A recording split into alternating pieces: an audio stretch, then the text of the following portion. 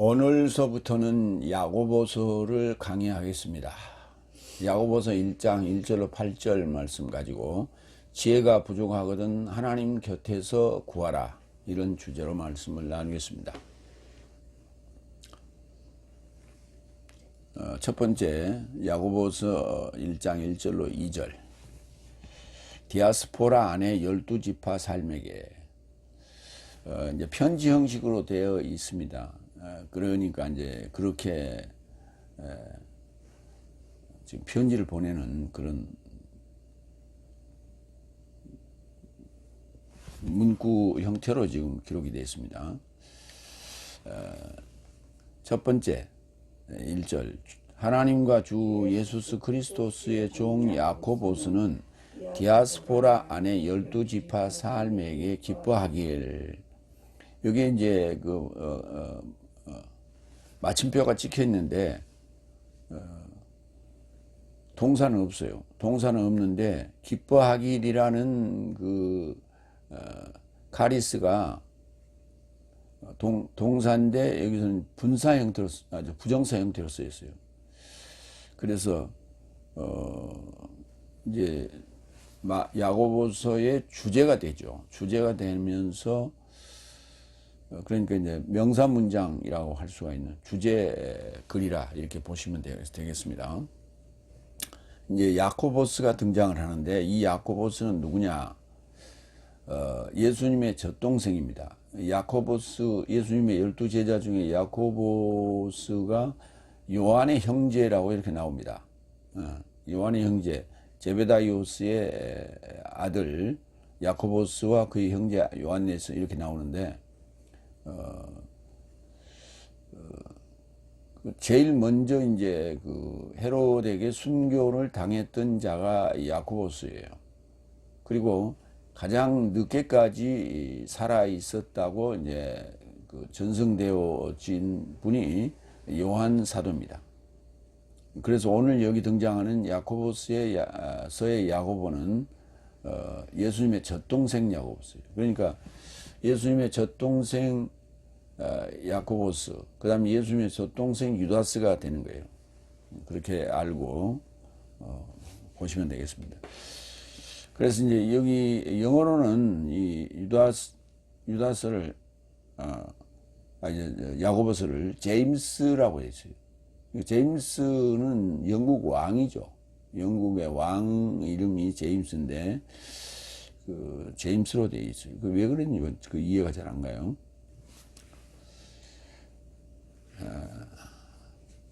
하나님과 주 예수 그리스도스의 종이다. 야고보스. 우리 글로는 야고보 그렇게 되어 있고 헬라어로서는 야고보스입니다.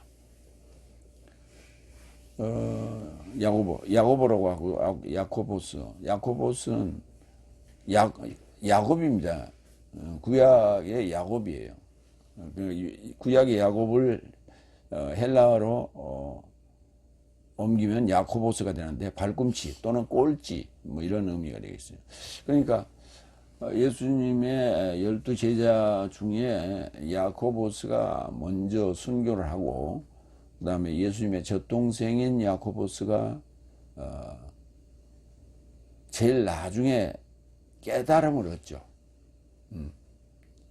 그런데 이제 직책은 파울로스가 갈라디아서에서 예루살렘에 올라갔을 때는 직책은 나름대로 이제 총회장격으로 그럼 어머니 마리아의 후광을 입었다, 이렇게 볼 수가 있는 것이죠. 먼저 예수님의 직계 제자인 야고보스에 대해서 살펴봅니다. 마태복음 10장 2절. 그러므로 12사도 삶의 이름 삶은 이런 삶이다. 페트로스라 불려지는 첫 번째 시몬과 그의 형제 안드레스와 제베다이오스의 아들 야고보스와 그의 형제 요한네스, 이렇게 이제 언급이 됩니다. 이제 이렇게 제베다이오스의 아들 야고보스와 그의 형제 요한네스 이렇게 언급을 하는 이유는 그냥 이름만 쭉쭉 언급해도 될 건데 왜 이렇게 굳이 제베다이오스의 세베대, 우리 개혁성에는 세베대라고 되어 있는데, 제베다이오스의 아들 야코보스다. 또 그의 형제 요한네스다. 이렇게 언급하는 이유는, 야코보스란 이름이, 또 이렇게, 야고보서를 기록한 그 야코보스도 또 등장하고, 그 다음에 요한도, 세례 요한하고 또 구분이 되기 때문에, 그래서, 그 사람이 누군가를 정확하게 지금 이렇게 구분하기 위해서 이름의 의미는 똑같지만은 실제 인물의 구분을 하기 위해서 이렇게 주석을 달았다. 누구의 아들이다. 누구의 형제다. 이렇게 언급을 했다. 이렇게 보시면 되겠습니다. 그래서 예수의 직계자 12제자와 구별되는 인물이죠. 지금 현재 이 야고보서를 쓴 야고보서는 한 군데 더 봅니다. 사도행전 12장 1절로 2절.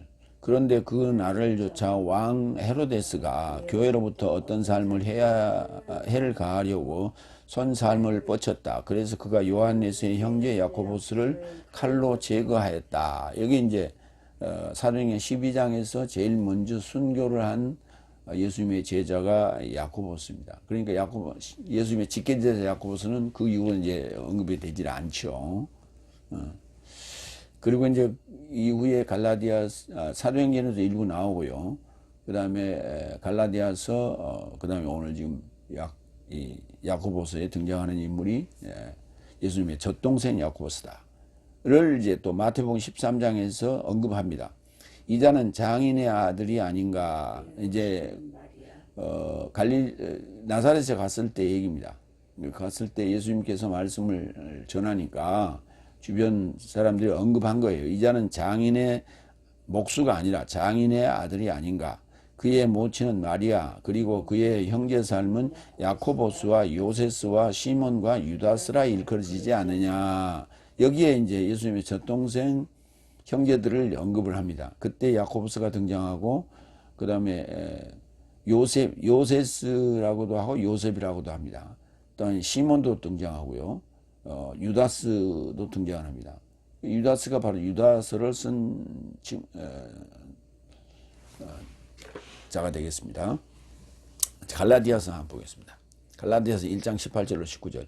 그 후 3년 삶을 결합하고 나는 페트로스를 방문하려고 히에로솔리마에 이르고자 올라가서 저를 향해 15일 삶을 체류하였으니, 파울로스 일행이 하는 얘기입니다. 19절. 주의 형제 야코보스 말고는 사도 삶의 다른 것을 나는 알아보지 못하였다. 야코보스는 내가 받고 경험한 그 주님의 말씀에 대해서 아직 뭐가 뭔지 잘 모르고 있더라. 그런데 나머지 그 사도들하고는 말이 통했다. 그래서 그 사도들이 받은 것과 내가 받은 거가 같았다. 라고 하는 것을 지금 여기 설명하고 있는 거예요. 그걸 설명하고 있는 거지. 그걸 번역을 잘못해가지고 야고보 말고는 아무도 보지 못했다. 그거 뭐하러 써놨어요? 야고보만 봤났다. 그 얘기를 뭐하러 써? 거기다 갈라디아서. 쓸 이유가 뭐가 있어? 나머지는 그냥 분주했다. 그런 얘기예요. 야고보만 그냥 게을르게 그 자리 지키고 사무실 지키고 있었다. 이런 얘기입니까? 보름 동안 있는데 어떻게 거기 한 번도 안 나옵니까? 제자들이. 이상한 상상을 하게 그렇게 번역을 해놨단 말이에요. 그게 아니고 야코보스 말고는 사도 삶의 다른 것을, 야고보스만 다른 존재예요. 아직 설익은. 왜 그러냐면 예수님께서 고향에 가서 복음을 전할 때 반기를 들었던 자가 바로 예수님의 젖동생 야고보스거든요. 그래서 아직 지금 예수님께서 이제 부활하시고 승천하신 후에 일단 예루살렘에서 그리스도의 해에 총 책임을 맡고 있긴 합니다만, 그러나 아직 복음적인 내용상으로는, 교리적인 내용상으로는 아직 멀었다 하는 얘기를 지금 하고 있는 거예요. 그래서 지금 이제 1장 1절에서 1장 8절까지만 지금 내가 이제 보고 말씀을 드리는 건데요. 히브리서는 굉장히 어렵고 길어요. 문장이 좀 길고. 그런데 야고보서 1장 1절부터 지금 8절까지 이렇게 번역을 하면서 설교를 준비하다 보니까 굉장히 짧고 단조롭습니다. 마가복음하고 비슷해요. 글 쓴 성향이. 왜? 그만큼 깊이가 좀 약하다는 얘기예요. 등계에 교리적으로 좀 설명할 수 있는 풍성한 그런 실력이 좀 못 된다. 그렇게 보시면 되겠습니다. 이제 믿음으로 우리가 구원을 얻는 것인데, 이신득이라고 그러죠. 믿음으로 구원을 얻는다고 하는 것이 이제 신약의 정설인데, 야코보스는 행함이 없는 믿음은 죽은 믿음이다 해가지고 그렇게 언급했다고 해서 야고보서는 정말 쓰레기통에 던져버려야 된다라고 하는 신학자도 있어요. 그러나 그 부분이 우리가 다시 해석을 해봐야 될 부분이다. 그렇게 단순 비교할 사항은 아니다.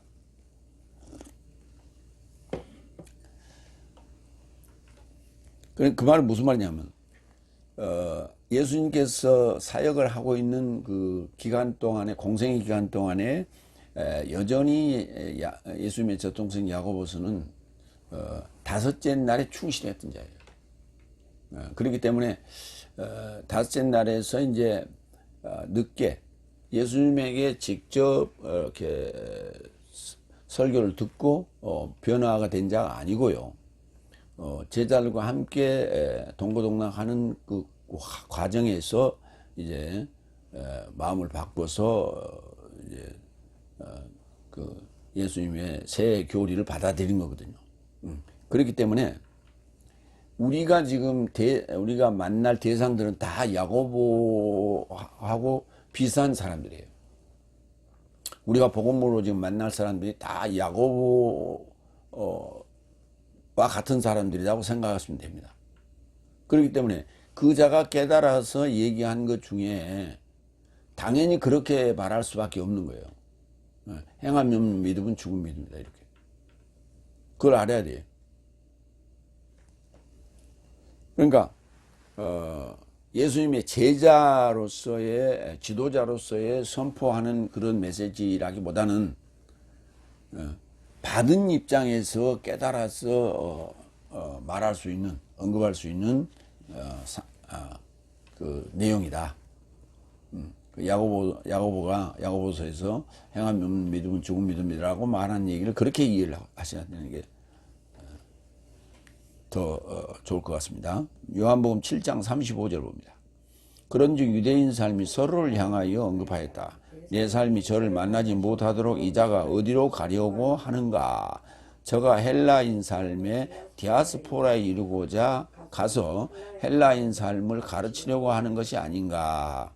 초막절 행사에 이제 디아스포라 유대인들이 많이 예루살렘에 왔었는데, 그때 예수님을 잡고자 하지만 이제 잡을 수가 없었죠.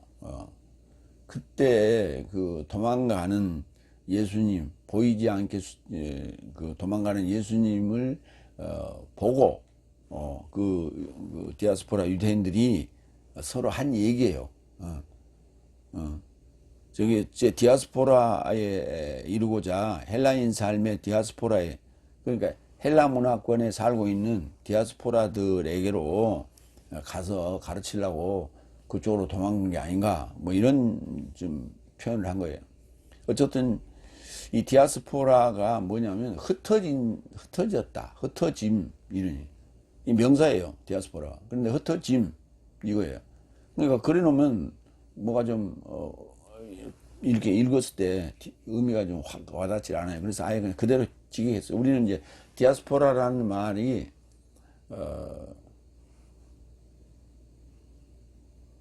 여러 이제 우리나라 입장에서는 해외 동포, 제외 동포, 뭐 제일 동포, 재미 동포 뭐 이렇게 얘기하잖아요. 그러니까 그 나라를 지정해서 거기에 살고 있는 우리 동포들을 얘기할 때는 제일 동포, 재미 동포 이런 식으로 얘기하는데 그 동포에 해당되는. 근데 그건 단순히 이제 동포 같은 민족입니다라고 하는 이런 입장이 강하고 여기서 디아스포라라는 입장은 흩었다라고 하는 그 의미가 강한 거예요. 이제 실제는 흩어진 거죠. 거기 살기가 곤란하니까 흩어진 건데 어떤 상황에 의해서 흩어진 건데 그것이 단순히 그냥 이렇게 피난 나가는 그런 입장이 아니라 복음의 씨앗을 전국에 전 세계에 퍼뜨리는 그런 입장으로 디아스포라가 지금 의미를 함유하고 있다. 그래서 그냥 디아스포라라고 그냥 직역했습니다. 복음서에 여기서 한번 언급이 되고요. 그 다음에 오늘 야고보서에 언급이 되고, 그 다음에 베드로전서에도 언급이 됩니다. 예수 그리스도스의 사도 페트로스는 본도, 갈라디아, 갑바도기아, 아시아와 비티니아의 디아스포라 체류자로 선택된 삶에게 편지하고 있는 것이죠. 그래서 디아스포라는 단어는 디아드하기에 스페이로 무엇을 통하여 무엇을 인하여 씨뿌리다.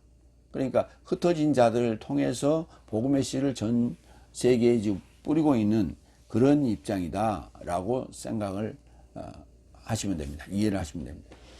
요한 2서 1장 10절로 11절 봅니다. 기뻐하다라고 하는 카리스가 이제 카리스가 카라죠. 카라라는 동사가 기뻐하다는 동사가 부정사로 지금 쓰였거든요. 오늘 이 부정사로 쓰인 데를 한 군데 보겠습니다. 요한 1서 1장 10절로 11절.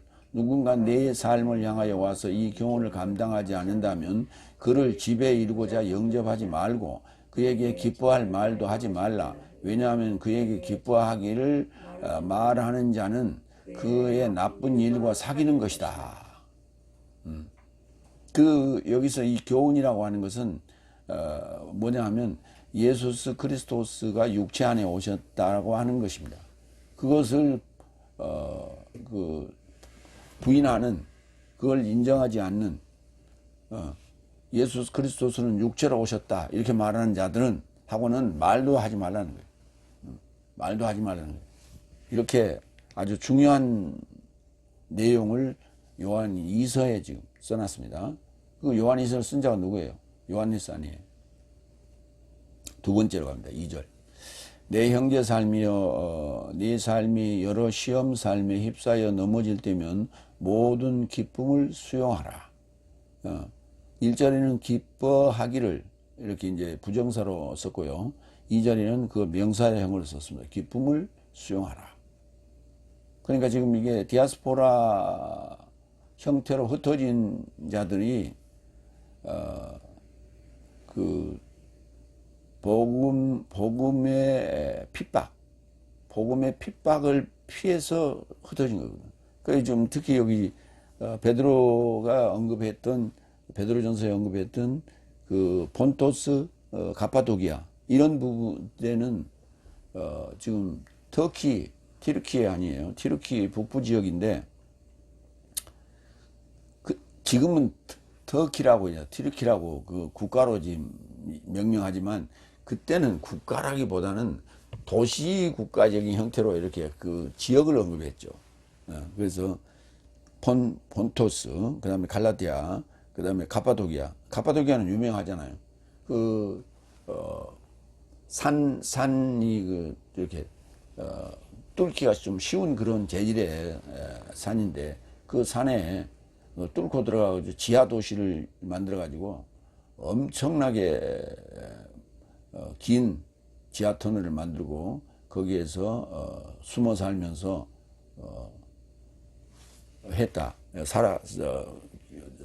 신앙을 지켰다. 그랬는데 지금 확인되고 개발돼서 오픈된 것이 극히 일부만이래요. 아직도 지금 찾고 개발해야 될 게 너무 많다는 거예요. 그렇게 많은 사람들이 흩어져 살았다고. 그러니까 그때 예수님이 공생에 계실 때 그때도 이미 디아스포라가 이미 발생했어요.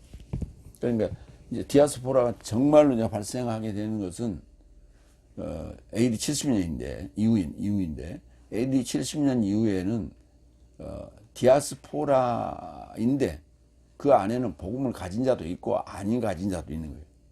그러니까 그리스도의 복음을 가진 자도 있고 유대교의 복음을 가진 자도 있고 그때는 막 섞여서 나가는 거죠.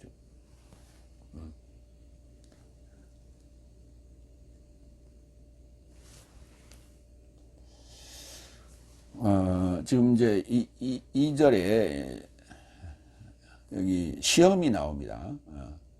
페이라스모스 시험, 페이라스모스 여러 시험, 포이킬로스. 먼저 시험 좀 보겠습니다. 고린도전서 10장 13절. 인간적이지 않거든 시험이 네 삶을 취한 것이 아니다. 그러니까 인간적이거나 사람적인 그런 인간적인 행동에 이렇게 기울여 있을 때 시험이 온다는 거예요. 하나님 편에 기울여 있을 때는 시험이 안 오죠. 그런 얘기입니다. 다시 인간적이지 않거든 시험이 네 삶을 취한 것이 아니다. 오로지 하나님은 신실하시니 네 삶을 시험받도록 허락하지 않을 것이니 네 삶이 시험을 초월함이 가능하다. 그는 오히려 시험과 함께 그리고 내 삶을 감당하기에 가능토록 출구를 행할 것이다. 만들 것이다. 그러니까 시험이 왔을 때 이제 출구를 만들어 주는데 이거는 하나님이 시험하는 게 아니고 사탄이 시험할 때 하는 얘기예요. 사탄이 시험할 때. 그러니까 하나님께서 시험을 할 때는 테스트죠. 이 유혹이나 이 템테이션은 사탄이 하는 건데요. 그러니까 하나님이 하실 때는 아주 중요한 그 분기점, 전환점일 때 하나님께서 시험을 하시고 이제 아브라함에게 그 모리아산에서 했던 것도 시험이란 말이에요. 그런 시험, 그런 결정적인 때 믿음을 확인하는 그런 시험. 그리고 이제 그 외에는 내가 이제 인간적인 생각이 가졌을 때 시험이 오게 되는데 그러면서도 하나님은 신실한 자이기 때문에 우리의 이제 피할 길을 준비하신다라는 그 위로의 말씀이죠. 사도행전 27장 41절 봅니다. 그런데 두 바다가 소용돌이 치는 곳에 이르고자 선박을 좌초시켜 선수가 고착되어 움직일 수 없이 머물고 파도 삶의 폭력에 의하여 선민은 해체되더라. 배가 지금 파도에 갇혀서 지금 부서지고 있는 그런 상황이에요.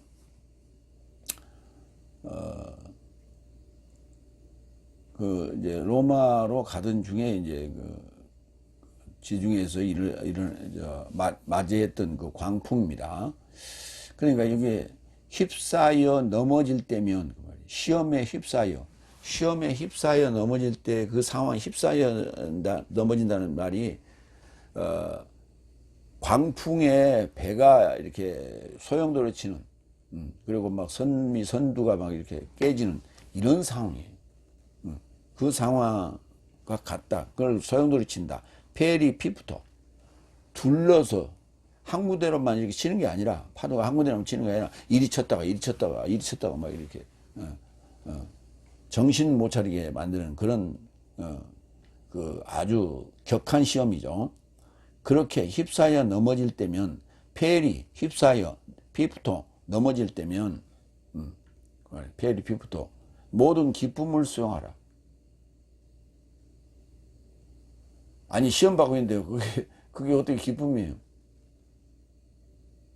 이게 참 어려운 얘기죠. 원수를 사랑하라 하는 애와 똑같은 거예요. 시험 받을 때 기쁨을 수용하라고 그랬는데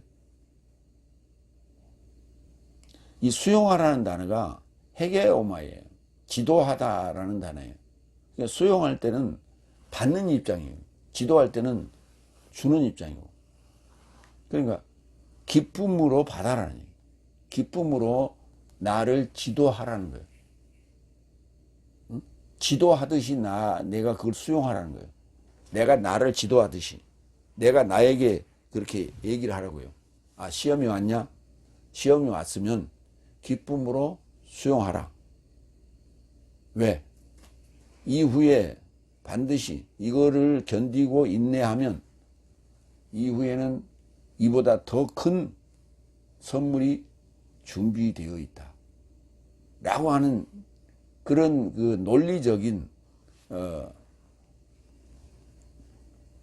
그 설명에 의해서 그것을 받아들이고 기뻐하라는 얘기예요.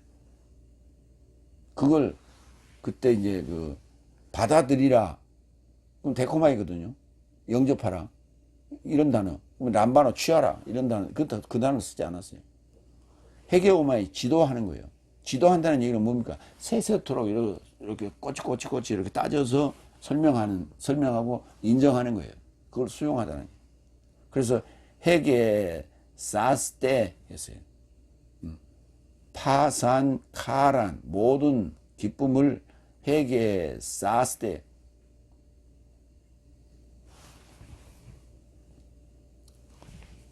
히브리서 11장 26절 거기 그 단어입니다. 그리스도스의 비난을 아이깁토스 안에 모든 포물 삶의 부요보다 더 큰 것으로 수용했다. 누가요? 모세가요. 왜냐하면 그가 보상에 이르고자 바라본 것이더라. 그러니까 반드시 이걸 환난이나 비난이나 시험을 수용할 때는 기쁨으로 수용할 때는 그 뒤에 반드시 보상이 따른다는 것이 그걸 알기 때문에 기뻐하는 거. 아하. 이런 얘기입니다. 이제 좀 쉬운 얘기로 합시다. 부모가 이제 자녀를 훈육하는 그 과정에서 야, 너 저기 가서 뭐 좀 가져와. 아유, 싫은데요. 가져와. 너 안 가져오면 학교 안 보낼 거야. 뭐 안 사줄 거야. 이렇게 얘기했단 말이에요. 그러니까 이제 그냥 뭐냐 선물을 주려고 그 뭔가 이렇게 시키는 거예요. 부모가. 근데 자녀는 그거 눈치 없이 아이고 그런 일을 왜 나한테 시키냐고 이렇게 퉁명스럽게 이제 받아치는 거죠. 그러나 어쩔 수 없이 그래도 했어요. 짜증나지만 했어. 실증나지만 했어. 그러고 났더니 그 뒤에 선물이 딱 준비되어 있는 거예요. 아하, 정말 저거 내가 갖고 싶었던 건데. 그러니까 그걸 나에게 주려고 그 일을 하나 안 하나 나를 테스트 하셨구나 라고 이제 어느 순간에 깨닫게 되는 거죠. 그러니까 그때부터는 그래 놓고 나서 그래 더 시킬 게 없습니까? 왜냐하면 뭔가 일을 하면 그 다음에 보상이 온다는 것을 옅은 생각해서 더 시킬 게 없습니다. 이렇게 이제 묻는 그런 이제 질문도 하죠. 간혹. 그때는 이제 부모 입장에서는 웃죠. 네가 이제 뭔가 감을 잡았구나. 감을 잡는 게 중요해요. 반드시 시험 뒤에는 피할 길만 우리가 있다라고만 자꾸 생각하지 말고 시험 뒤에는 반드시 뭔가 주어지는 선물이 있다. 큰 깨달음이 있든지 아니면 금전적 보상이 있든지 아니면 무슨 기쁜 소식을 듣든지 뭔가 분명히 뒤에 그것을 인내했을 때 감내했을 때는 분명히 보상이 있습니다. 기뻐하다라고 하는 거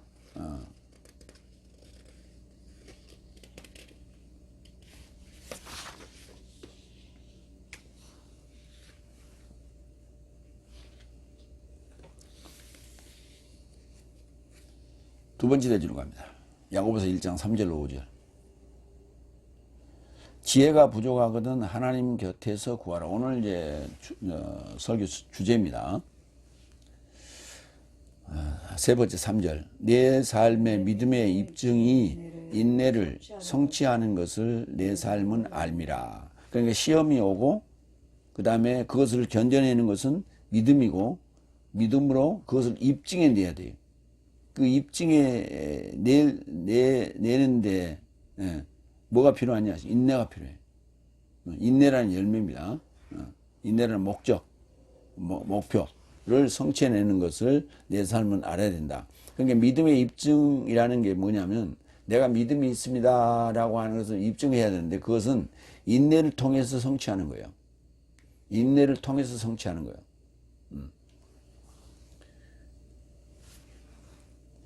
입증이란 단어는 도키미온입니다. 도키미온. 도키모스에서 왔죠. 페이라조, 도키마조 이렇게 되는데 페이라조 시험과 도키마조 시험 두 가지로 이렇게 착각을 하는데 그 사전에 잘못되어 있어요. 페이라조는 시험하다고 도키마조는 입증하다예요. 또는 확증하다예요. 그러니까 테스트 입장으로 보면 시험은 시험을 치르는 거고 그 다음에 도키마조는 합격하는 거예요. 합격을 목표로 시험을 치르는 거예요. 시험 좋아하는 사람이 누가 있어요? 무슨 회사 입사 시험 무슨 행정고시 고등고시 이런 시험 좋아하는 사람이 누가 있어요? 왜냐면 준비해야 되거든요. 그리고 어떻게 이렇게 문제가 이렇게 유추해서 나올 것이다라고 하는 걸 예상해서 그걸 준비해야 돼요. 근데 그 예상과 내 예상이 빗나갔을 때 시험을 통과 못하고 불합격 아니에요. 그러니까 도키마조가 아니에요. 도키마조를 못한 거죠. 그 도키마조라는 단어에서 온 단어가 입증이에요. 이거는 중성명사입니다. 중성명사로 남성명사로 얘기할 때는 도키모스는 이제 확증이고 도키미온 이건 중성명사일 때는 입증 이렇게 번역을 했습니다. 입증이 인내를 휘포모네 뭐 알아서 견디는 거죠. 인내를 성취하는 것이다. 카테르가조마이 카타 에르가조마이 에르가조마이 되면 일하다 노력하다예요. 근데 이렇게 눌러서 내리 눌러서 일하는 건데 노력하는 건데 일단은 노력하다. 그러니까 과정일 때는 수행하다. 그 다음에 목적일 때는 성취하다. 이렇게 구분했습니다.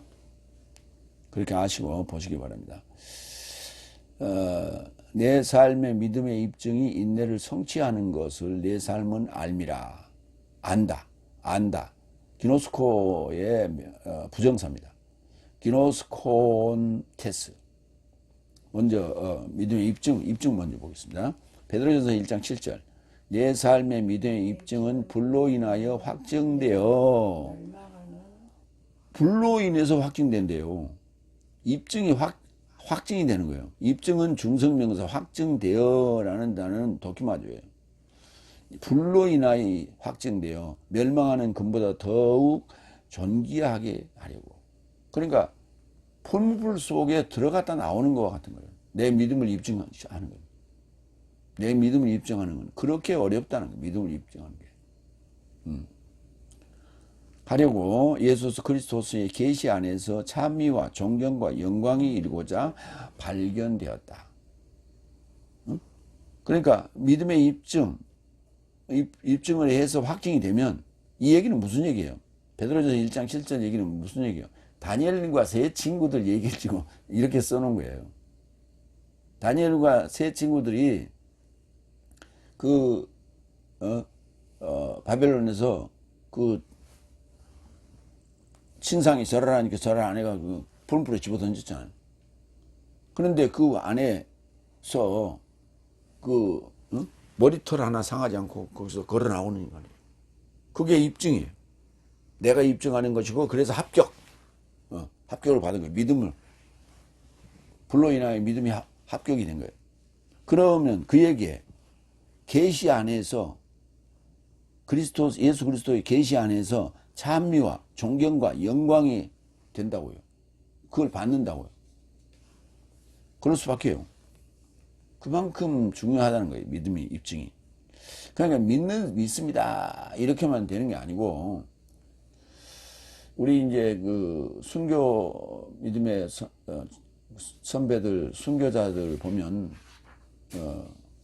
참 예수를 부인하시오. 뭐 일제 때, 6.25 때, 이런 상황에서도 그거를, 거부하고, 죽음을 불사하고, 그 모든 핍박을 다 견뎌냈잖아요.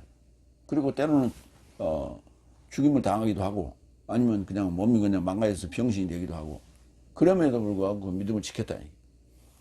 우리나라에서도 이제 그런 뭐 로마에서 여기 디아스포라들 또 로마 카타콤에서는 뭐 엄청난 사건이 많았고요. 우리 대한민국에서도 이제 그렇게 많지는 않지만 중국의 역사에는 굉장히 많습니다. 그 공산화가 되는 과정에서 홍위병들이 이렇게 철저하게 그 믿는 자들을 색출해 가지고 해유하고 해유하지 않은 자들은 전부 감옥에 투옥이 됐는데, 그 감옥에 투옥돼 가지고 얼마나 견디기 힘들어서 요 전깃줄에 그 감옥 안에 전깃줄에 목을 매서 자살하려고 했다가도 실패를 하면서 그 구차한 목숨을 부지하고 25, 6년간 후에 출소를 합니다. 25, 6년 동안 견디다가 옥에서 감옥살이 하다가 출소를 합니다. 그들이 무슨 목사 이렇게 전도사 이 직함을 받은 것도 아니에요.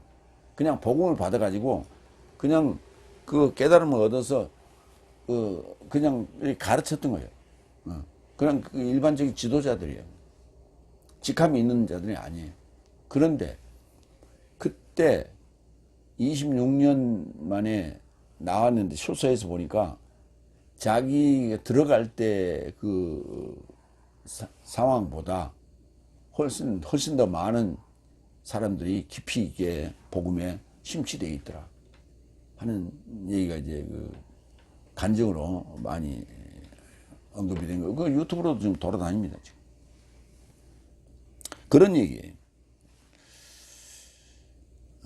지금 이건 시대를 막론하고, 뭐, 평화 시대가 됐든, 전시가 됐든, 암울한 시대가 됐든 간에 믿음을 강요하는, 믿음을 시험하는 그런 일들은 수없이 많습니다.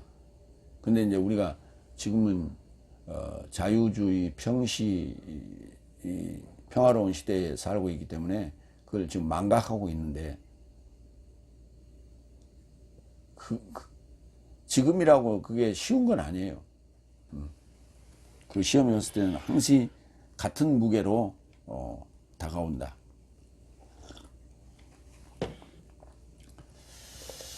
누가복음 8장 15절도 우리 봅니다. 인내. 그러나 좋은 땅 안에 있는 자는 좋고 선한 마음 안에서 말씀을 듣는 삶이니 장악하고 인내 안에서 결실한다. 당연히 결실하는 것도 뭐 인내라는 과정이 있었기 때문에 결실하는 거예요. 그러니까 우리가 지금 매 끼 식사를 하는 과정, 그 다음에 중간중간 과일도 먹고 하잖아요. 그 모든 농산물이 그냥 얻어지는 게 아니잖아요. 심고 싹이 트고 자라서 꽃이 피고 그 다음에 열매가 맺히고 그 다음에 그 연결해가는 과정까지가 그 안에 병충해도 있고 바람도 있고 비바람도 있고 또 태풍도 있고 그 많은 그 변수 돌변하는 그런 변수들을 과정을 거쳐서 우리의 식탁에까지 이렇게 올라오는 거 아니에요. 그게 거기에는 뭐예요? 농부들의 땀도 다 있는 거 아닙니까? 그렇게 해서 그 결실되는 거예요. 그렇지 그저 그냥 심어놓으면 그냥 결실되는 게 아니에요. 우리 복음의 씨앗도 이렇게 가꾸어야 되는 거예요. 가꾸고 확인하고 검증하고 테스트하고 입증하고 확증해야 돼요.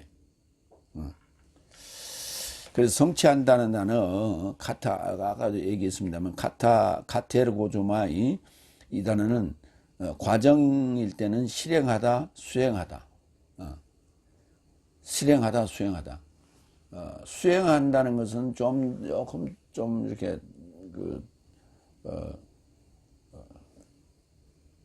뭐랄까 어떤 목적을 수행하는 그런 입장이 되고요. 그다음에 실행한다는 건 직접 이렇게 직접 몸에 와닿는 그런 그러니까 광의적인 것, 협의적인 것 이때는 과정일 때는 수행하다, 실행하다. 그다음에 결과적일 때, 목적인 결과적일 때는 성취하다. 이렇게 번역을 하는 게 맞다고 그렇게 정의를 했습니다. 로마서 7장 17절 한번 봅시다. 적용. 그러나 이제는 더 이상 그것을 내가 실행하지 않고 여기 이제 카테르고조마에 내가 실행하지 않고 오히려 내 안에 거하는 죄니라. 그렇죠. 실행한다는 거예요. 그렇게 번역했습니다. 그 다음에 이제 아는 것에 대해서 봅시다. 아는 것.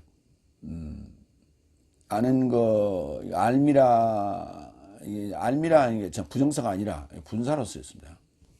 분사로 쓰였어요. 그래서 이제 같이 분사로 쓰인 곳에 한 군데 찾아봤습니다. 히브리 10장 3, 4절.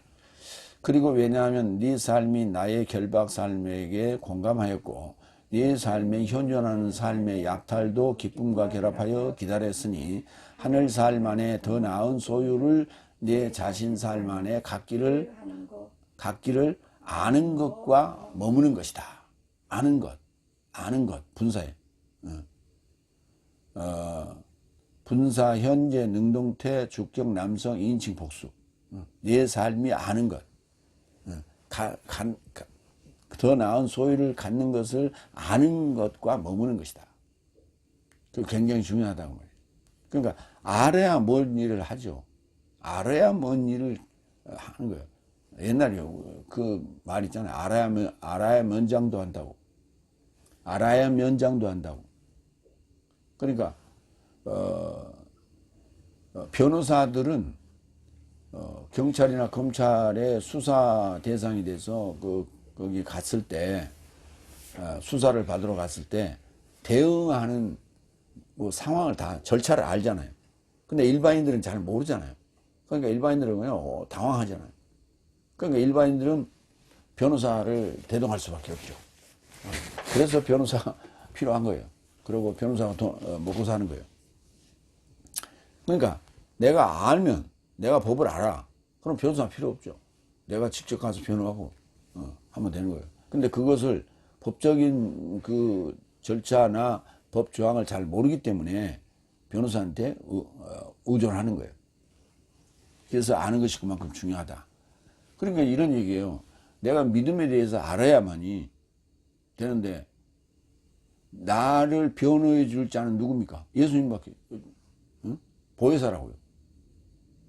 나를 법정에 갔을 때 백부자 심판대 앞에 갔을 때 나를 변호해 줄 자는 보혜사라고요. 보혜사 외에는 누가 나를 변호해 줄 자가 아무도 없다고요. 믿음에 대해서만큼은. 근데 보혜사는 어떻게 해요? 보혜사는 오순절 성령 때 받는 거예요. 응? 여섯째 날을 통과하고 나서 일곱째 날에 진입하기 전에 보혜사 그 진리의 영을 받는 거예요. 그 진리의 영이 보혜사로서 나를 변호해 주는 거예요.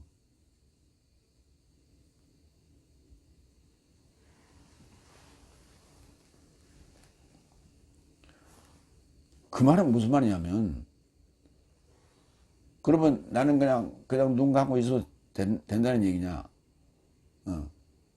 그러면 입만 열면 내 안에서 그냥 저 보혜사가 다 알아서 얘기한다는 얘기냐. 여섯째 날을 통과했다는 얘기는 그만큼 공부했다는 얘기야. 알고 있다는 얘기야. 알았다는 얘기예요. 그래서 보혜사 성령 진리의 영이 왔다는 얘기는 졸업장이에요. 졸업장. 졸업장. 탁 마크. 변호사 자격증을 얻는 거예요. 그때. 내 자신을 변호할 수 있는, 복음을 변호할 수 있는 그 자격증을 얻는 거예요. 왜? 보혜사는 내가 한 몸이 돼서 그걸 변호할 거예요. 나를. 그때 이제 그 변호한다는 개념은 이체가 아니라 일체예요. 한 몸 안에서 이루어지는 거예요.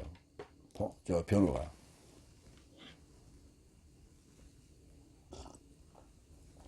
그러니까 아는 것 자체가 내가 보혜사를 받는 것과 같은 거예요. 내가 받게 되는 거예요. 아는 것 자체가. 근데 모르는 상태에서 보혜사가 오질 않아요.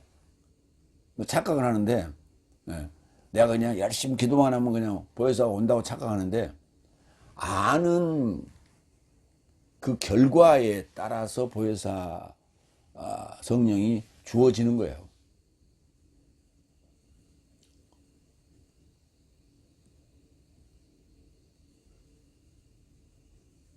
네 번째,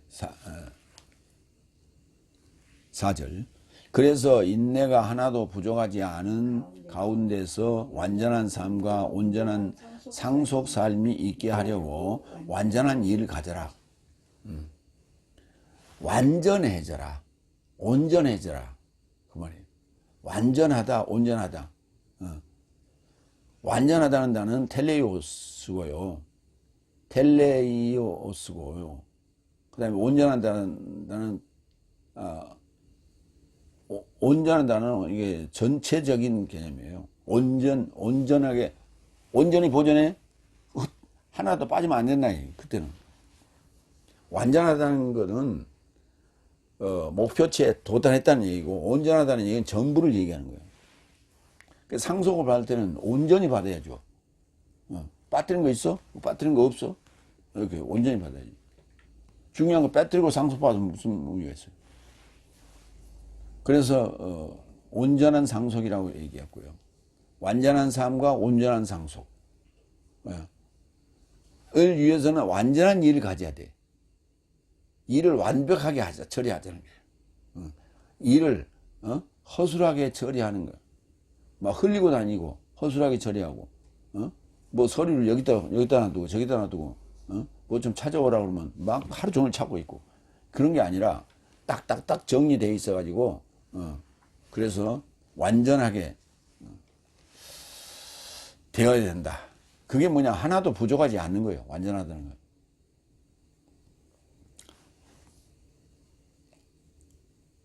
그게 바로 믿음의 입증이다.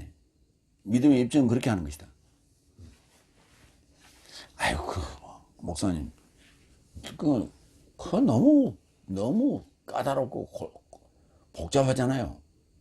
왜 그렇게 구원받기가 그렇게 까탈스러워요?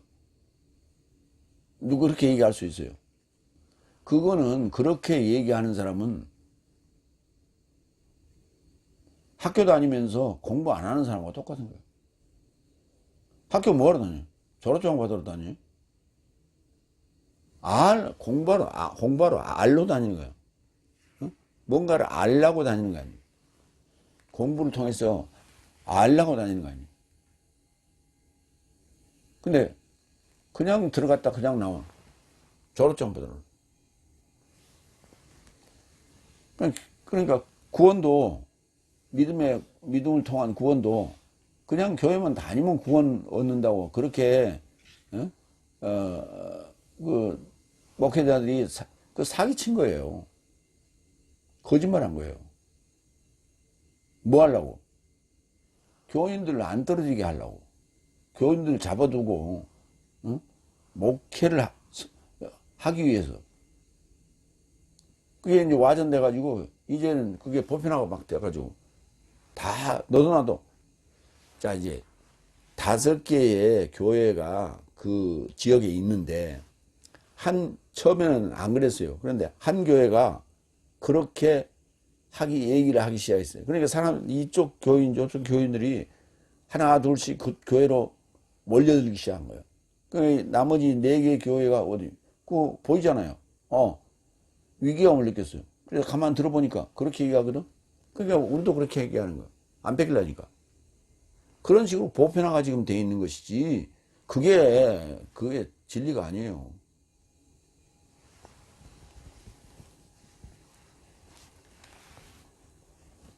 부족하면 안 돼. 부족하면 안 돼. 넘치는 건 부족하면 못하더라. 이렇게 우리가 얘기를 하는데, 그건 이제 과하다는 얘기인데, 복음은 넘쳐야 돼요. 복음은 넘쳐야 돼. 왜? 복음은 주는 거거든요. 나누는 거거든요. 그래서 넘쳐야 돼. 나도 내 먹기도 부족할 정도가 되면 그건 복음이 아니지.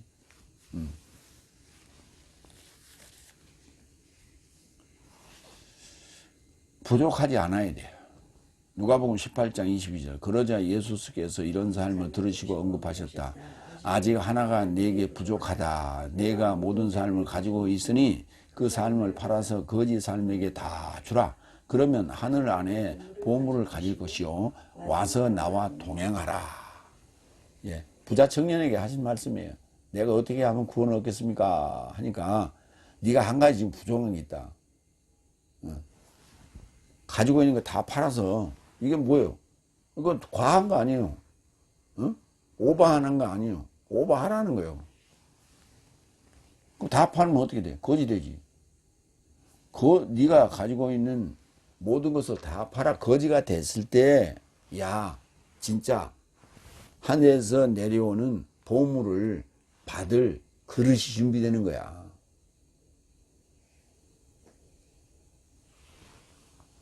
구약에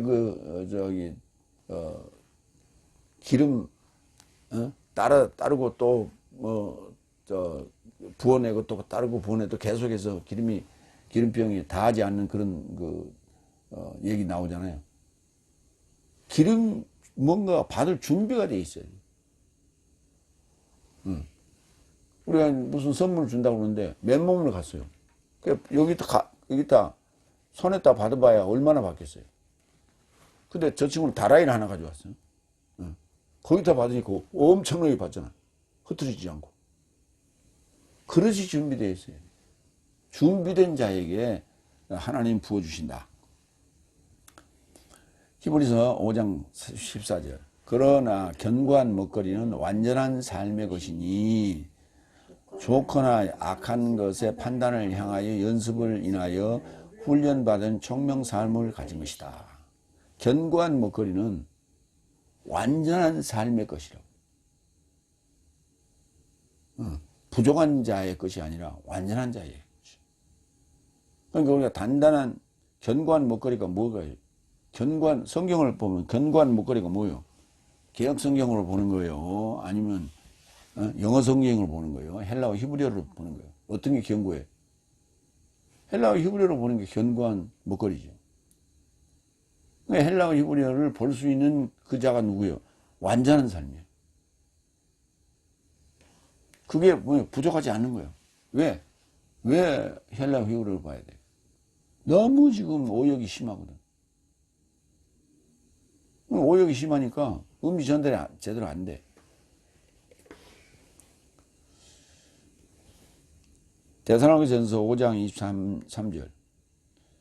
그래서 평화의 하나님께서 친히 완벽한 네 삶을 거룩하길 원하시고, 완벽한 네 삶을 거룩하길 원하시고, 그러니까 거룩해진다는 것은 완벽한 삶이어야 돼요. 그 다음에 네 삶에 온전히 상속한 영과 혼과 몸이 내 삶의 주 예수 그리스도스 임재 안에서 흠없이 지켜지길 원한다.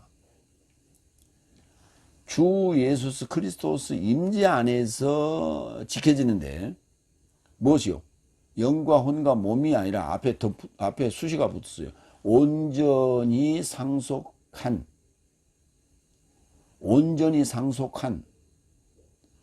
온전히 상속받은 영과 혼과 몸이에요. 내게 아니에요. 상속받은 거예요. 그 영과 혼과 몸이 주님으로부터 받은 거예요. 그게 어디 안에서? 주 예수 그리스도의 임재 안에서. 그게 오순절 성령, 진리의 영, 보혜사 성령이 오시면 그 안에서 흠없이 지켜지는 거예요. 그때. 그때 오롯이, 그 지켜진 그 오롯이 그걸 가지고 청구하는 거예요.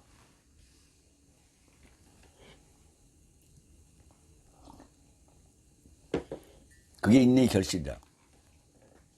그러니까 주어진 것도 관리를 잘하는 것도 중요한 거예요.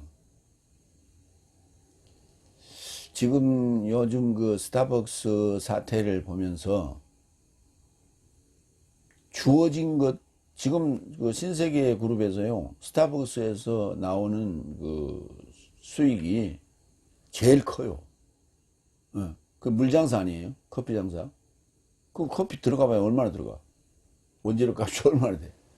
진짜 그 땅지고 헤엄치는 거거든요.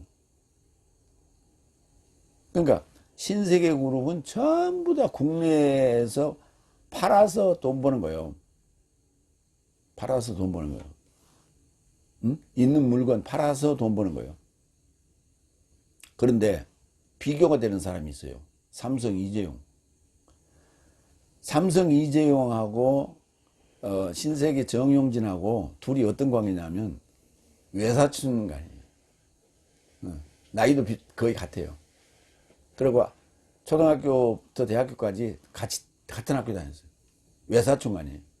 그러니까 이병철 회장의 손자가, 그러니까 아들의 아들이 이재용, 이병철 회장의 딸의 아들이 정용진, 이렇게 되는 거예요. 그러니까 둘이 관계는 외사촌 관계예요.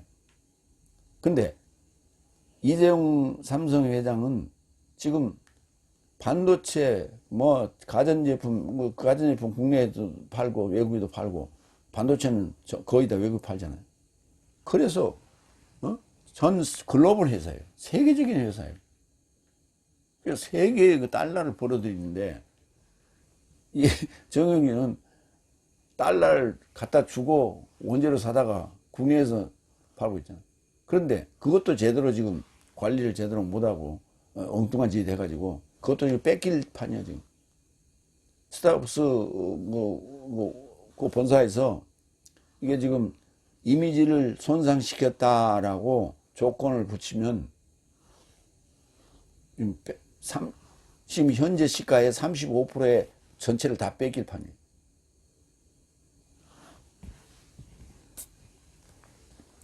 그러니까 주어진 것도 온전하게 관리를 해야 돼. 보존해야 돼. 그게 주 예수 그리스도의 임재 안에서 흠없이 지켜지는 거예요.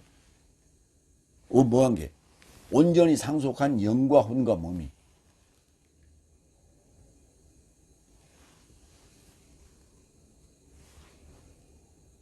근데 그 상속을 받으려면 어떻게 해야 돼요?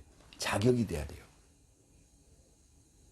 그러니까 쉽게 얘기하면 재벌 그 후계자에게 후계자를 그냥 세웁니까? 아니에요. 저 밑에 지원서부터 경험을 전 분야의 경험을 쌓게 한 다음에 임원까지 다 경험을 하고 난 다음에 후계자로 세우는 거 아니에요. 이재용 삼성에는 그렇게 했어요. 천천히 밟아 올라갔지. 요한복음 6장 28절로 29절. 그런즉 저 삶이 그를 향하여 응급하였다. 내 삶이 하나님의 일 삶을 노력하려면 무엇을 행해야 합니까? 예수께서 답변하여서 삶에게 언급하여 하셨다. 저가 파견한 자에 이르고자 믿고자 하는 이것이 하나님의 일이다. 일, 에르곤. 완전한 일, 텔레이오스 에르곤. 완전한 일. 제대로 믿는 거예요. 그러니까 믿음의 입증. 그래서 합격을 받아야 돼.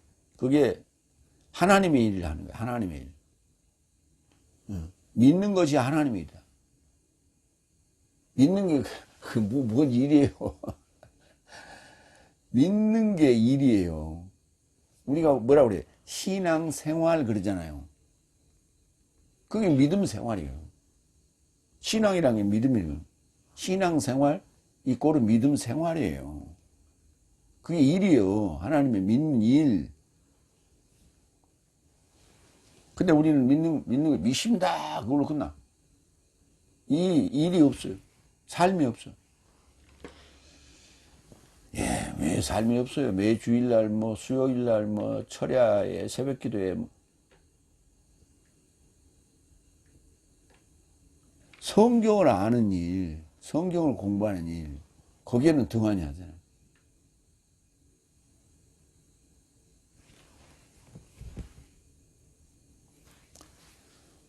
다섯 번째, 5절. 내 삶에서 누군가 지혜가 부족하거든 모든 삶에게 비난하지 않고도 순전하게 주시는 분, 하나님 곁에서 구하라. 그러면 그에게 그가 주어질 것이다. 오늘 이제 본문, 주제 본문이죠.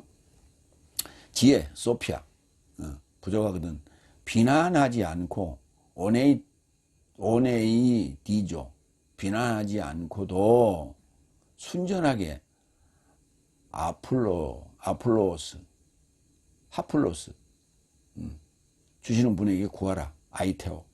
그러면 주어질 것이다. 주어질 것이다. 디도미인데 디도미가 수동태로 썼어요. 도떼세타이. 도떼세타이. 먼저 지혜 보겠습니다. 고린도전서 1장 24절로 25절. 그러나 유대 삶이나 헬라 삶이나 초청된 저 삶에게는 그리스도스를 하나님의 능력과 하나님의 지혜라 선포한다. 그리스도스가 하나님의 능력과 하나님의 지혜예요. 그러니까 그리스도스 지혜를 구하라는 얘기는 그리스도스를 구하라는 얘기예요. 그리스도스는 어디서 왔어요? 기름 붓다에서 왔거든요. 기름 부음이에요. 기름 붓다에서 기름 부음이 만들어지고 기름 붓다에서 그리스도스가 만들어져요. 기름 부음이 그리스도스거든. 25절. 이는 하나님의 미련함이 사람보다 지혜롭고 하나님의 허약함이 사람보다 강하기 때문이다. 예. 하나님의 미련함이 사람보다 지혜롭다고.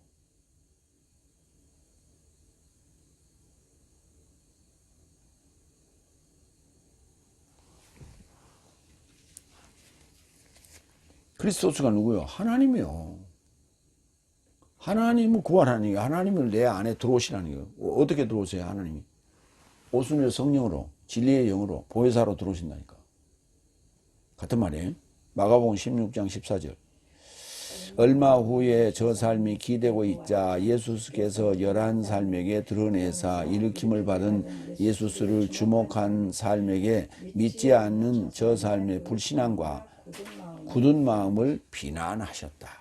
비난하셨다. 비난하다. 오네이 디죠. 비난하셨다.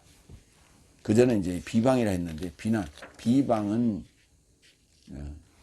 비난하셨다. 맞죠? 누가복음 11장 34절 35절.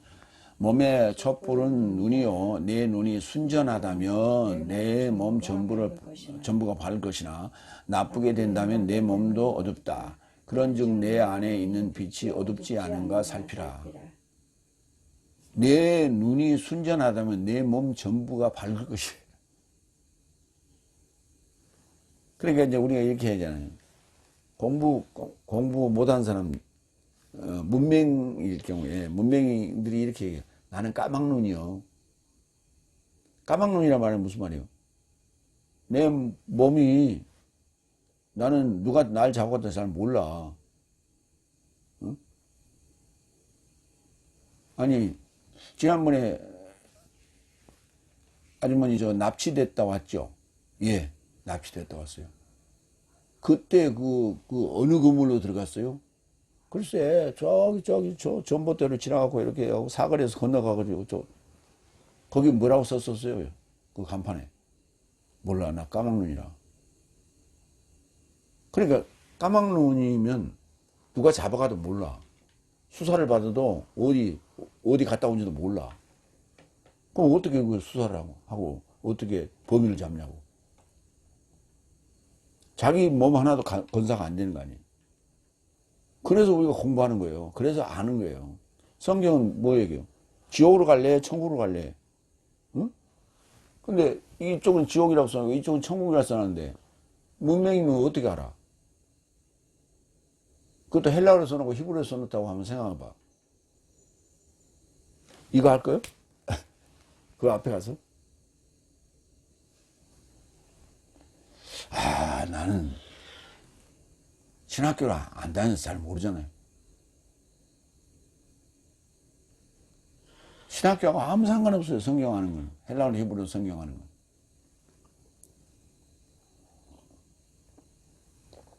누구나 할 수 있어요. 뭐 하면? 공부하면. 차근차근 공부하면 돼요. 안 해서 그렇지. 하기 싫어서. 순전해요. 순전해. 눈이 순전해야 돼. 순수해야 돼. 응. 이걸 정상적으로 봐야 되는데, 왜곡해서 보면 안 돼. 응? 왜곡해서 보면.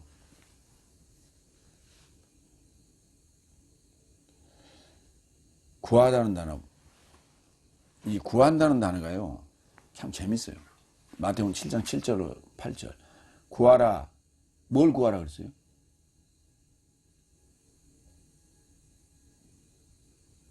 그냥 구하라요. 구하라 그러면 내 삶에게 그가 주어질 것이다. 또는 그것이 주어질 것이다. 그래도 돼요. 구하는 것이 주어질 것이겠죠. 찾으라 그러면 내 삶에게 내 삶이 발견할 것이다. 두드리라 그러면 내 삶에게 그가 열려질 것이다.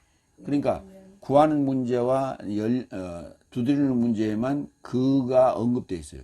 3인칭 단수가 언급되어 있어요. 그가 또는 그것이 열려질 것이다. 그것이 또는 주어질 것이다. 그가 주어질 것이다. 이렇게 되어 있어요. 8절. 왜냐하면 구하는 자는 모두 그가 취하고 있고 찾는 자는 그가 발견하고 있으니 두드리는 자에게 그가 열려질 것이다. 그러니까 두드리는 자에게만 지금 수동태로 써놨어요. 그가 열려진다고.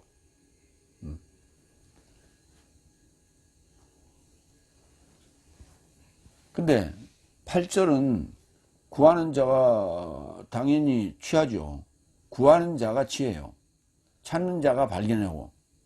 근데 두드리는 자에게 그가 열려질 것이다. 두드리는 자에게 그것이 열려질 것이다.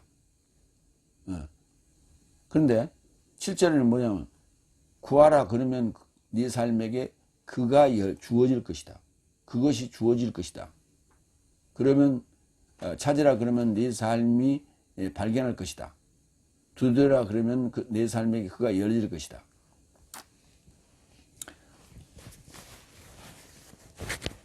그러니까 오늘 지금 여기 구하는 문제, 여기도 본문에 그렇게 돼 있어요. 구하라 그러면 그에게 그가 주어질 것이다. 그러면 그에게 그것이 주어질 것이다.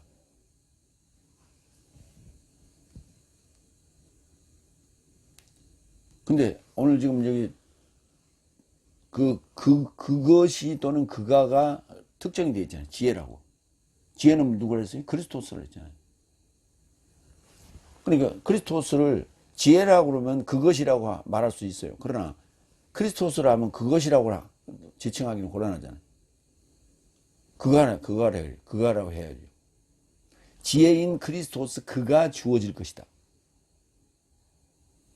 그러니까 주어질 것이다. 주다라는 단어는 능동태고 주어질 것이다는 수동태예요. 나에게 주어질 것이다.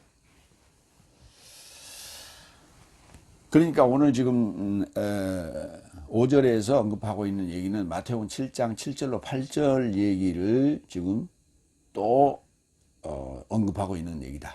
그렇게 보시면 됩니다. 그러니까 복음서와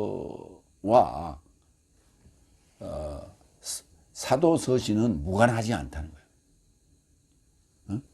바울이 자기 마음대로 얘기한 게 아니고요. 야고보가 자기 마음대로 얘기한 게 아니고요. 요한이 자기 마음대로 얘기한 게 아니고요. 다 복음서의 기준에서 한 거예요. 거꾸로 얘기하면 마태복음과 요한복음에 의해서 한 거예요.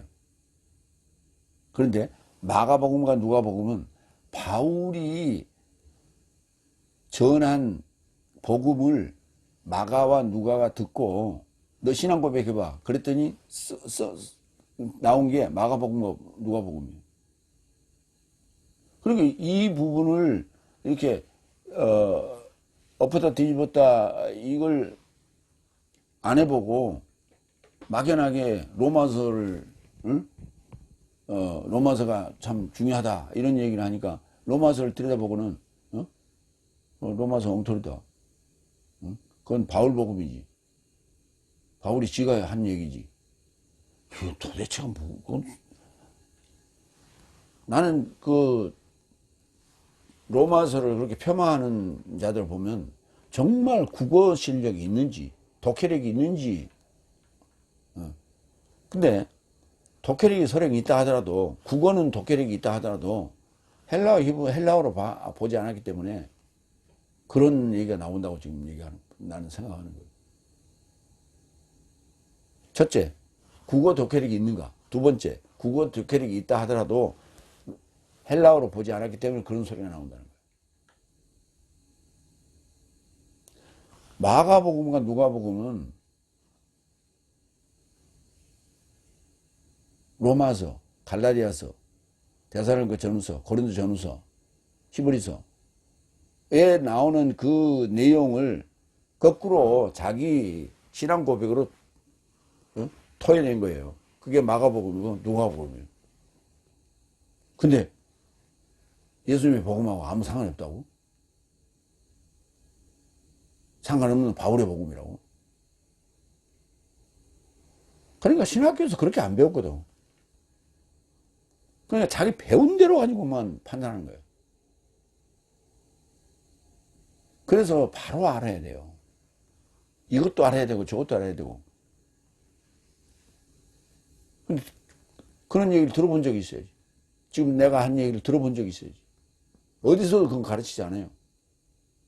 바울이 전한 복음을 듣고 마가와 누가가 자기 신앙 고백을 썼다 이렇게 가르치는 곳은 한 군데도 없어요.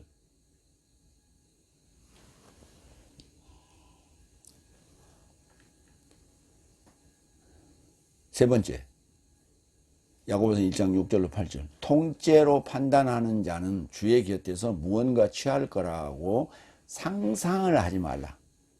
응? 생각을 하지 말라가 아니라 상상을 하지 마라. 우리가 이번 생일에는 나에게 무슨 선물 주실까라고 우리가 이제 이렇게 상상을 하는 거 아니에요. 생각을 하는 게 아니에요. 생각이라는 건 뭡니까? 이미 지나간 과거를 들춰 올리는 걸 생각이라고 그래요.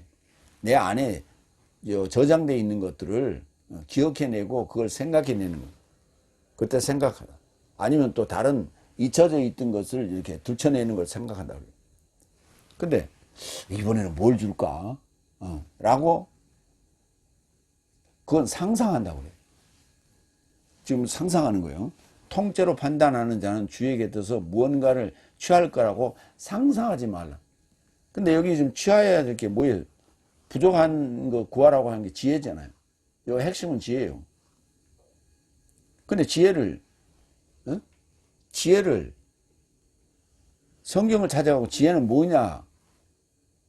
크리스토스가 하나님의 능력이고 하나님 지혜다. 고린도전서 그렇게 나와 있는데도 불구하고 그걸 알아보지 않고 지혜, 수학 능력을 주실까? 아니면 영어 능력을 주실까? 아니면 정치 능력을 주실까? 이런 상상을 하지 말라는 얘기예요. 그런 상상하는 자체가 지금 통째로 판단하는 자예요. 여섯 번째, 6절. 그래서 하나도 통째 판단하지 말고 믿음 안에서 구하라.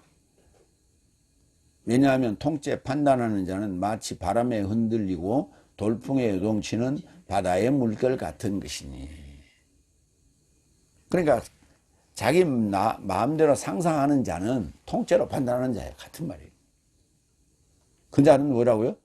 바람에 흔들리고 돌풍에 요동치는 바다의 물결 같은 거예요.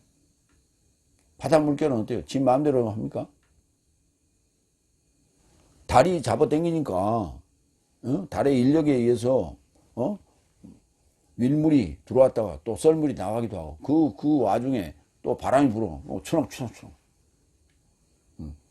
밀물이 들어올 때 바람이 뒤쪽에서 밀어치니까 팍 파도치고 올라오고 자기 마음대로 나는 조용히 밀물처럼 이렇게 들어오려고 그랬어. 그런데 뒤에서 바람이 부니까 어때요? 요동치는 거 아니에요? 자기 마음대로 할 수 없는 거예요. 그러니까 그 상상의 나래를 편단 말이야. 아, 뭘 받을까? 이번에 뭐 지혜를 구하라 했으니까 지혜를 구하면 이번에 뭐 수학 100점을 맞을까? 아니면 과학 100점을 맞을까? 지난번에 내가 과학이 이제 좀 적게 맞았는데 이번엔 많이 맞을까? 이런 상상을 하는 자가 통째로 판단하고 있는 거단 말이에요. 그는 바다의 물결과 같은 존재다. 통째로 판단하다. 디아크리노. 디아 더하기 크리노. 고린도전서 11장 29절. 왜냐하면 가치 없게 먹고 마시는 자는 주의 몸을 통째로 판단하지 못하고 스스로 판결을 먹고 마신다. 주의 몸을 통째로 판단하지 못하고 스스로 먹고 마신다. 가치 없게 먹고 마신다.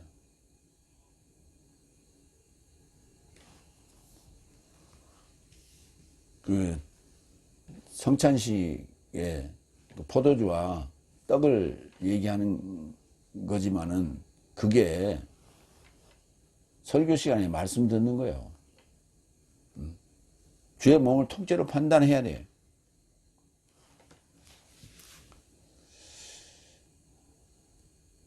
왜냐하면 통째 판단하는 자는 바람에 흔들리고 돌풍에 요동치는 바다의 물결 같은 것이다. 바다 물결, 바람.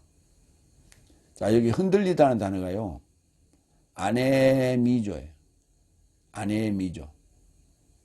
바람에 흔들리다. 그런데 이 아네미조 한 번 쓰였어요.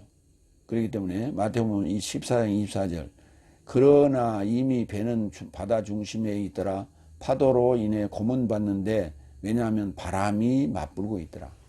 바람이라는 아네모스에서 온 단어가 아네미조예요. 파생어입니다. 돌풍이 요동친다는 단어는 흐리피조예요. 흐리피스, 풀무바람이라는 단어에서 이렇게 만들어진 단어예요. 흐리피조에서 흐리피스가 만들어서 같은 동의어다는 얘기예요. 그러니까 돌풍에 요동친다는 의미가 뭐냐? 풀무바람 같은 거예요. 풀무바람이 뭐예요? 우리 대장간에서 그 수술 밑에 깔고 거기에 불을 붙여가지고 그걸 온도를 올려야 되잖아요. 몇백 도로 올려야, 1000도쯤 올려야 그 쇠가 녹잖아요. 그때 뭐예요? 바람을 확 불어야 되잖아요. 근데 입으로 부으면 어떻게 해? 한계가 있잖아요. 그래서 바람 주머니를 확 집어넣어서 풀 옛날에 이렇게 했잖아.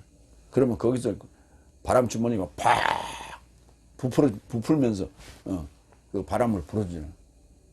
그 풀 그때 그냥 숯이 바람에 의해서 그냥 화력도 올라오고 그 다음에 거기 숯이 태우는 과정에서 먼지들 같은 거 막 튀고 막 난리가 나죠. 그 상황 그것을 흐리피죠. 의태어죠. 누가복음 8장 24절. 그러자 저 사람이 다가가 그를 흔들어 깨워 말하되 두령님 내 삶이 파멸하겠습니다. 그러자 그는 일어나서 바람과 물결에 경의를 표하였다. 그리고 멈추고 고요함이 발생했다.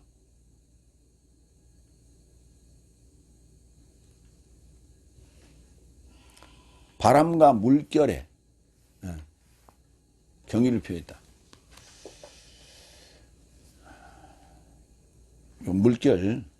물결, 바다 물결이라고 할 때 그 물결. 그러면 7번째 봅니다. 왜냐하면 이런 사람은 주의 곁에서 무언가 취할 거라고 상상하지 말라. 주의 곁에서 파라투 키류 주의 곁에서 주님 가까이에서 또는 무언가 취할 것이다. 람바노입니다. 상상하지 말라. 오이오마이, 오이오마이, 오이오마이.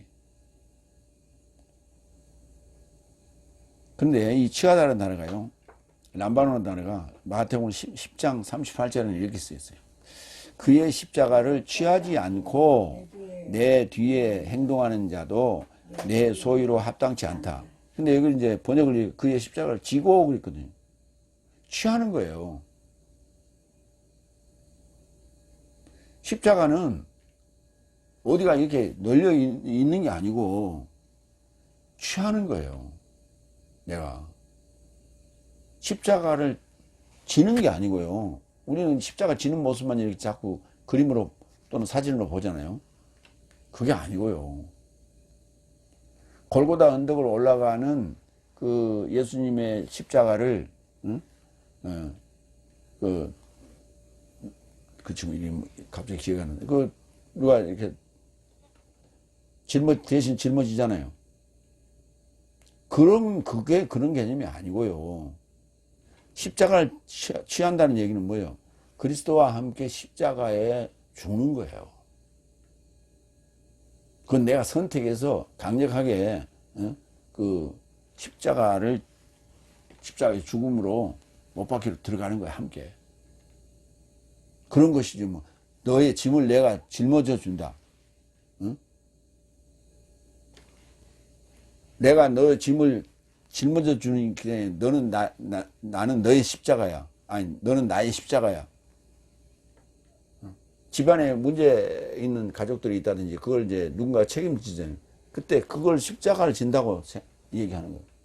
그거 아니고 내가 그리스도와 함께 십자가에 죽는 문제를 그의 십자가를 취하지 않고 이렇게 표현하고 있는 거예요. 근데 우리는 십자가에 그 나무 형틀을 짊어지는 것으로 찾고 가고 있어요. 왜? 지고 그래 놨습니다. 번역을. 그래서 원어가 필요한 거예요. 람바노는 짓는다는 얘기 아니고 취한다는 얘기예요. 상상. 요한복음 21장 25절. 예수께서 행하신 다른 많은 삶도 있으나 만약 무슨 삶이든 하나를 조차 기록된다면 이 기록된 증서 삶을 둘 세상을 상상이 안 된다. 응? 그러니까 무슨 삶이든 전부 다 기록, 예수님께서 공생의 그 기간 동안에 행하신 일을 낱낱이 기록한다면 이 세상에 수백 권, 수천 권이 된다는 얘기예요. 그래서 핵심만 기록한 거지, 그걸 다 어떻게 기록할 수 있냐. 그래서 이 기록된 증서 삶을 세상에다 둔다면 가히 상상이 안 된다.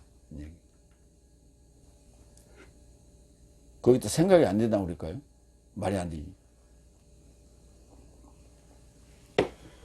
그러니까 어이오마이는 상상이다. 상상한다. 이렇게 보셔야 된다. 중요한 거예요. 이제 8절. 그의 모든 길 삶 안에서 불안정한 것은 두 목숨적인 사내이다. 이게 통째로 판단 하면서 그 바람에 흔들리고 돌풍에 요동치는 바다 물개 같은 존재, 그런 존재는 주의 곁에서 무언가 취할 거라고 상상하지 말라 그랬는데, 그의 모든 길 안에서 이게 전체를 불안정한 사람이라고 얘기했어. 불안정한 자라고. 그의 모든 길 안에서 불안정한 자는, 불안정한 것이라고 했는데, 불안정한 자는 하는 게 낫겠네요. 불안정한 자는 두 목숨적인 사내이다. 모든 길, 호도스, 방법, 모든 방법이에요. 호도스, 웨이, 마이 웨이 그러잖아요. 나의 길, 나의 방법. 모든 길, 모든 방법 안에서 불안정한 자는, 불안정. 아카타스타토스. 타브가 많이 들었네요. 두목숨적인 존재다. 두목숨적인 사내다. 사내, 아내. 그 다음에 두목숨적인 형용사예요. 디푸시코스예요. 디스푸시코스예요. 두, 양날 할 때 디스 이렇게 써요. 디스, 두, 양날 같은 양목수입니다. 두목수입니다. 두목숨적 존재다. 두목숨적인 사내이다. 이 말이 무슨 말이냐. 먼저 길 보고요. 히브리서 10장 20절. 그는 휘장으로 인하여 갓 살해되고 산 길을 내 삶에게 새롭게 하였다. 산 길, 사는 방법을 내 삶에게. 그러니까 휘장으로 인하여 십자가에서 죽으신 갓 살해된 그것이 뭐냐. 예수님께서 나에게 사는 방법을 내 삶에게 새롭게 해준 것인데 이것은 그의 육체의 것이다. 요 살덩어리 육체 말고 사망의 생각, 사망의 생각을 살해한 거라고. 사망의 생각을 살해하면, 사망의 생각이 살해되면 살 수 있는 방법이 만들어지는 거예요. 그게 나타나는 거예요. 그걸 나에게 보여줬다. 새롭게 보여줬다. 불안정. 히브리 3장 8절. 그러나 사람 삶의 혀를 아무도 길들일 수 없나니 불안정한 악이요. 악이 불안정한. 만약에 원자탄을 만드는데 그게 불안정하다고 하면 생각해. 언제 설지 모르지. 응? 폭탄을 만드는데 불안정한 폭탄이야. 언제 설지 몰라. 응? 이게 바람 불어서 터질지, 아니면 온도가 올라서 터질지, 아니면 그냥 스스로 터질지. 불안정해. 악은 악인데 불안정한 악이야. 그러니까 이 불안정한 모든 방법, 모든 살아가는 방법 중에 불안정한 자는 어떻게 해야 돼? 병원 가야죠. 정신과 병원 가야지. 그런데 그건 정신과 병원 간다 이렇게 처방을 내리지 않고요. 뭐라고 처방 내리냐? 두목숨적인 남자요. 두목숨적인 사내요. 그래서 두목숨적인 사내가 무슨 말이냐? 사내라는 단어, 아내라는 단어는 남편이라고도 번역하기도 하고 일단 그래서 근데 사내로 전부 번역하기로 했습니다. 두목숨, 디스푸시코스, 두목숨적. 푸시케가 목숨인 명사인데 그 푸시코스는 형용사예요. 자, 두 목숨 뭘까? 내 목숨 둘이라고. 그러면 내 목숨 둘이라는 얘기는 내 목숨 두 목숨을 준 자가 있다는 얘기예요.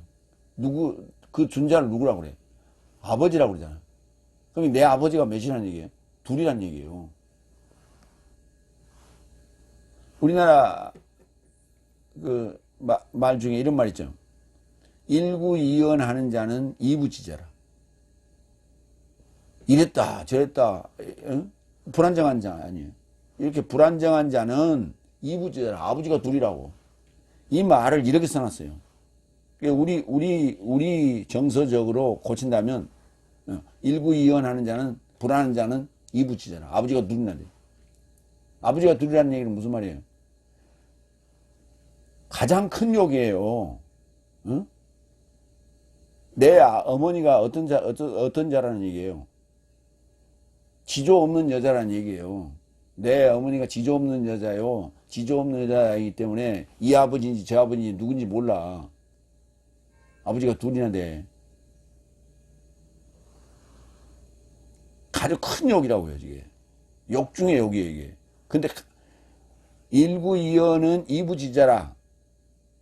이렇게 얘기한 것도 이것도 욕이거든. 근데 이게 고상한 욕이거든. 더 고상한 욕이 뭐예요? 두 목숨적인 사내요. 이거 더 고상한 욕이에요.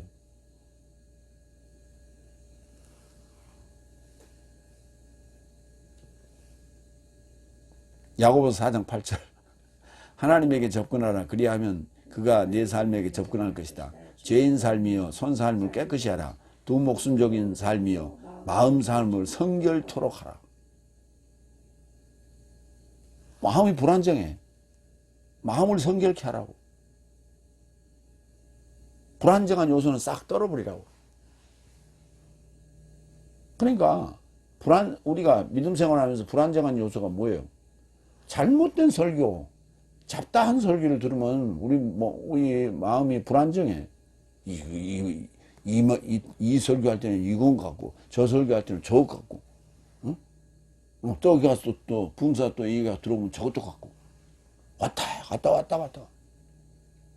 그런 자들을 안정되지 않는 불안정한 존재들을 일컬어 뭐라 그래요? 이부지자라. 아버지가 둘이라고. 아버지가 둘이라는 얘기는 성적 문란했다. 엄마가. 그 얘기예요. 그러니까 그건 아주 욕 중에 욕이라고. 그래서 결론은 이렇게 맺습니다. 그의 모든 길 삶 안에서 불안정한 자는 두 목숨적인 자이다. 아버지가 둘이다. 마무리합니다. 결론 짓습니다. 하나님과 주 예수 그리스도스의 종 야고보스는 디아스포라 안에 12지파 삶에게 기쁨을 수용하라. 흩어져 있는 복음의 씨앗으로 뿌려져 있는 그들에게 기쁨으로 수용하라. 그래서 그 복음의 결실을 맺어라 라는 얘기입니다. 완전한 삶과 온전한 상속 삶이 있게 하려고 완전한 일을 갖되 내 삶에서 누군가 지혜가 부족하거든. 그 완전한 일을 하기 위해서 하나님의 하나님 믿는 그 완전한 일을 하기 위해서는 지혜가 필요하다. 그래서 지혜가 뭐냐? 그리스도스다. 지혜가 부족하거든 순전하게 주시는 하나님에게서 구하라. 통째 판단하는 자는 마치 바람에 흔들리고 돌풍에 요동치는 바다 물길 같으니 그의 모든 방법 안에서 불안정한 자는 두 아비를 가진 사내와 같다. 아멘. 기도하겠습니다.